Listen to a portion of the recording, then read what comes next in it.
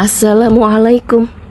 Di zaman ketika dunia berada di dalam genggaman layar, manusia berkomunikasi lebih cepat daripada sebelumnya. Kata-kata melintasi jarak dalam hitungan detik. Pesan berpindah dari satu ruang digital ke ruang lainnya tanpa batas.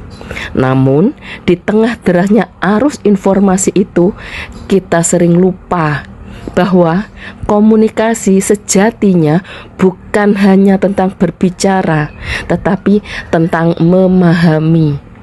Setiap pesan yang kita sampaikan bukan sekedar rangkaian kata, melainkan cerminan pikiran, nilai, dan pengalaman manusia.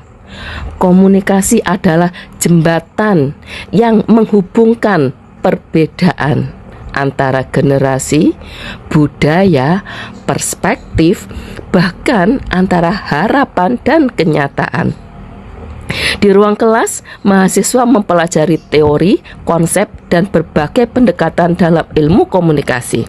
Tetapi, ilmu tidak berhenti di dalam buku atau diskusi akademik. Ia menemukan maknanya ketika dibagikan, dipraktikkan, dan dihadirkan kembali ke tengah masyarakat. Melalui video ini, para mahasiswa Ilmu Komunikasi Sunan Ampel, Surabaya mencoba merawat tradisi itu, membawa pengetahuan dari ruang akademik ke ruang publik digital. Bukan sekedar membuat konten, tetapi menghadirkan gagasan bahwa komunikasi yang baik adalah komunikasi yang memberi makna, membangun pemahaman, dan menumbuhkan empati. Semoga video ini menjadi pengingat bagi kita semua bahwa di balik setiap pesan yang kita kirimkan selalu ada kesempatan untuk saling belajar, saling memahami, dan saling memanusiakan. Selamat menyaksikan.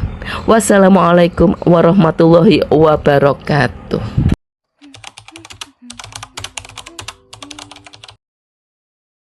Hai teman-teman, kalian pernah nggak sih lihat satu berita tapi kok bisa diceritakan dengan cara yang berbeda-beda dalam dunia komunikasi?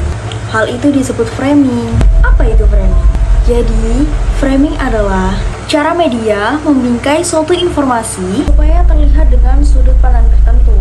Referensi bukan soal benar atau salah, tapi soal bagaimana informasi itu disusun. Media bisa memilih kata, gambar, bahkan judul untuk memengaruhi cara kita memahami suatu kejadian. Contohnya nih, ada berita tentang demo mahasiswa. Media A ini bisa menulis mahasiswa menyuarakan aspirasi dengan damai.